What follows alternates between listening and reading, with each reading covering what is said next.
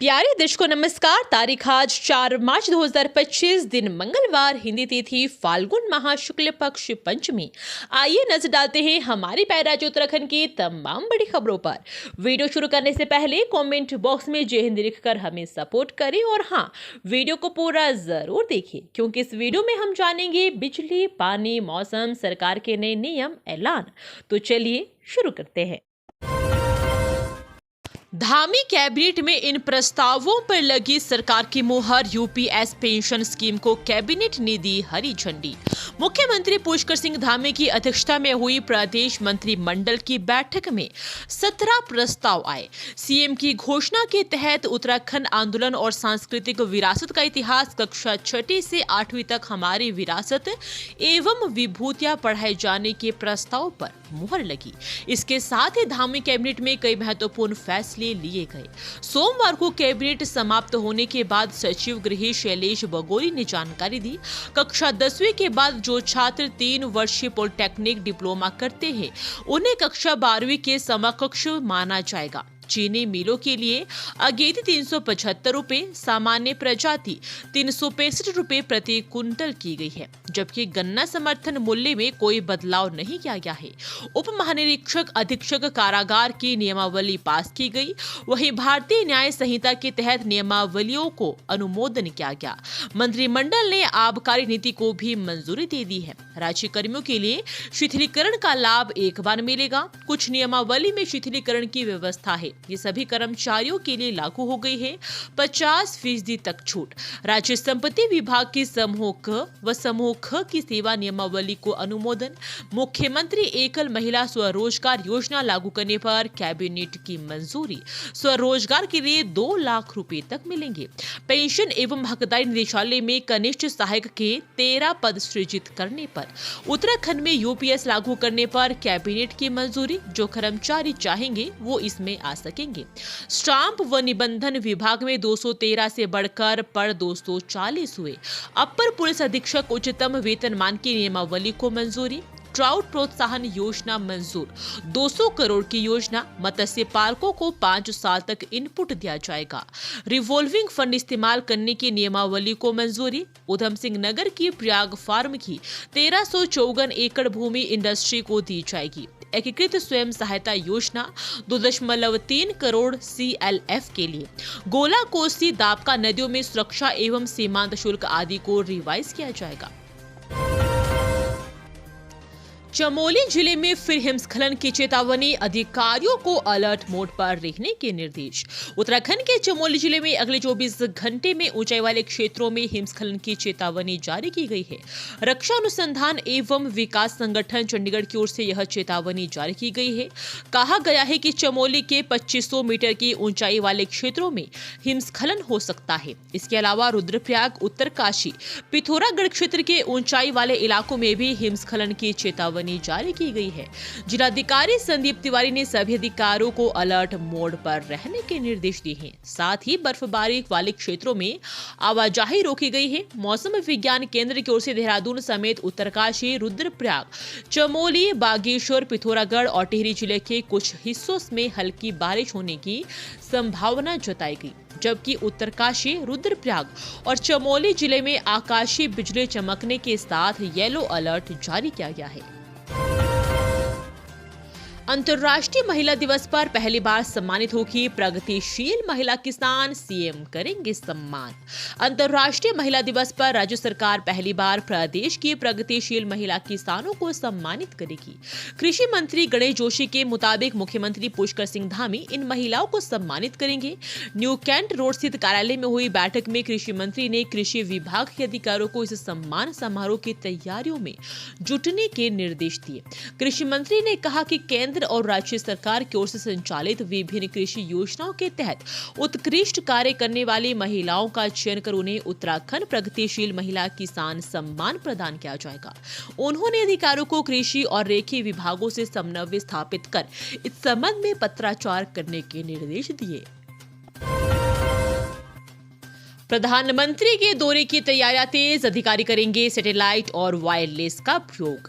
DM doctor मेहरबान सिंह बिष्ट ने PM दौरे की तैयारियों के लिए हर्षिल क्षेत्र में काम करने वाले अधिकारियों को निर्देशित किया कि संचार व्यवस्था के लिए मोबाइल नेटवर्क के साथ ही सैटेलाइट फोन और विभिन्न संगठनों के वायरलेस नेटवर्क का प्रयोग करें। इसके लिए विभिन्न विभागों के अधिकारियों को सैटेलाइट फोन उपलब्ध कराए जा रहे हैं।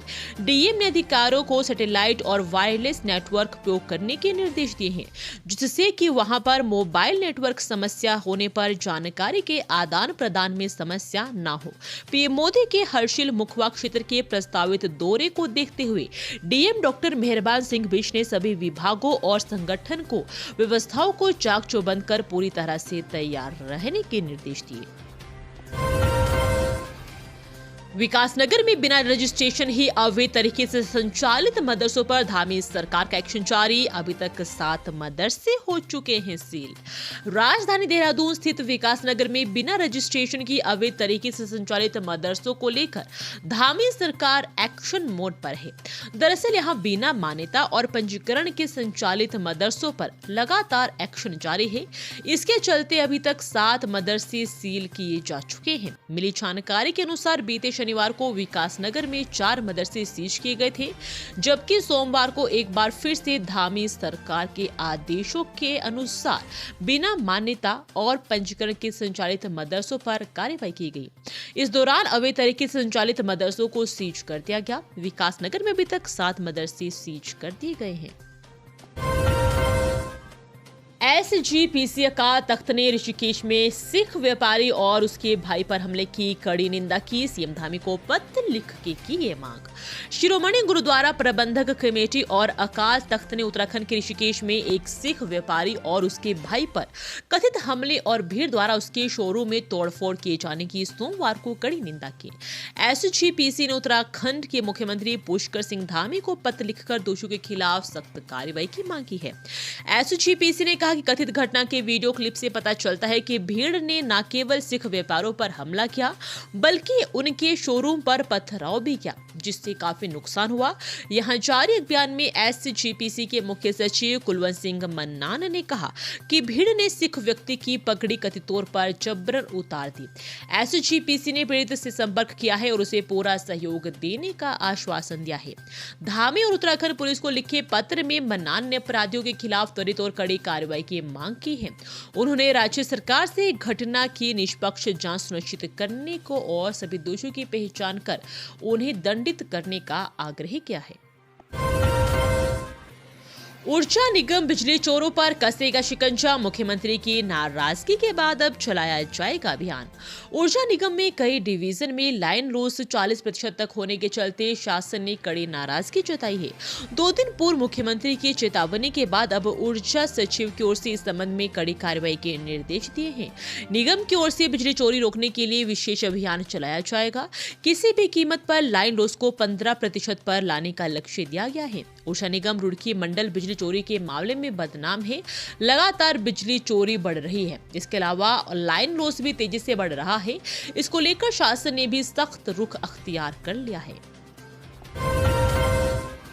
त्योहार पर मिलावट करने वालों की खैर नहीं। पूरे राज्य में एसओपी जारी, कभी भी भरे जा सकते हैं सैंपल।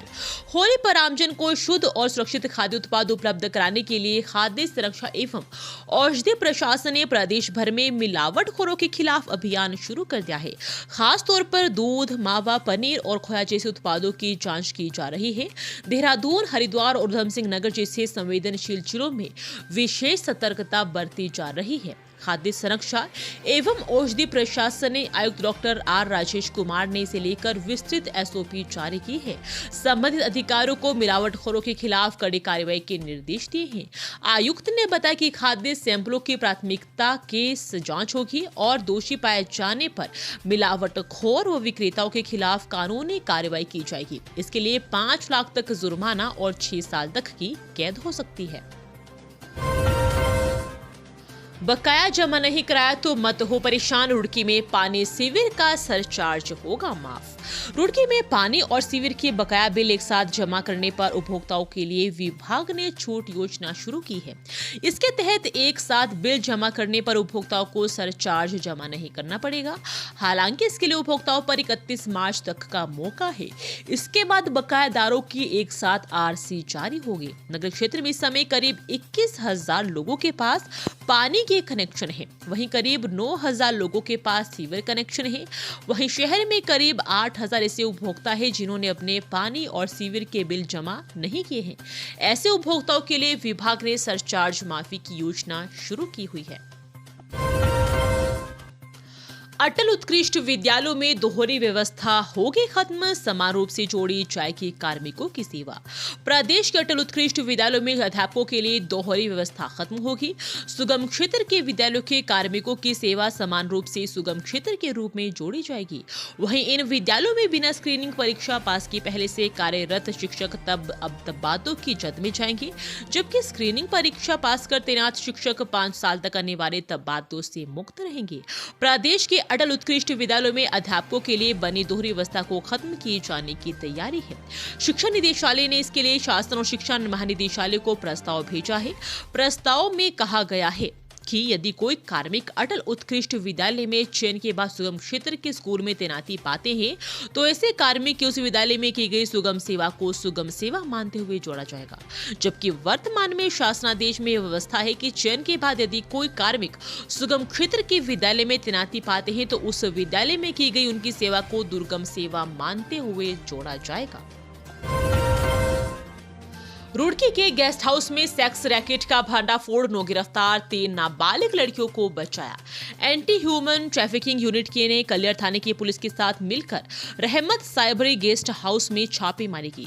छापेमारी के दौरान कई लोग आपत्तिजनक स्थिति में मिले। इसके बाद पुलिस ने मौके से 9 लोगों को गिरफ्तार करते हुए देह व्यापार का भंडाफोड़ किया, जबकि 2 लोग फरार हो गए। मौके से 3 नाबालिग पीड़िता को भी बरामद किया गया। कलियर थाने से मिली जानकारी के अनुसार टीम को सूचना मिल रही थी कि गेस्ट हाउस में बड़े पैमाने पर देह व्यापार का धंधा चल रहा है। विद्यालय के पास मिला शिक्षक का शव, इलाके में फैली सनसनी, इस अवस्था में मिली डेड बॉडी। उत्तराखंड के चमोली में स्थित एक विद्यालय के पास जली अवस्था में शव मिलने से सनसनी फैल गई। गैरसैंण विकास खंड के जीआईसी कुनीगाड़ में संदिग्ध परिस्थितियों में विद्यालय के पास एक अध्यापक का जला हुआ शव मिला है। घटना की सूचना मिलते ही पुलिस मौके पर पहुंची और मामले की छानबीन शुरू की गई। प्राप्त सूचना के मुताबिक उत्तराखंड में चमोली जिले के गैरसैंण विकास खंड के जीआईसी कुनीगाड़ में एक अध्यापक की संदिग्ध मौत का मामला सामने आया है। शिक्षक का शव विद्यालय परिसर के पास जली हुई अवस्था में मिला है।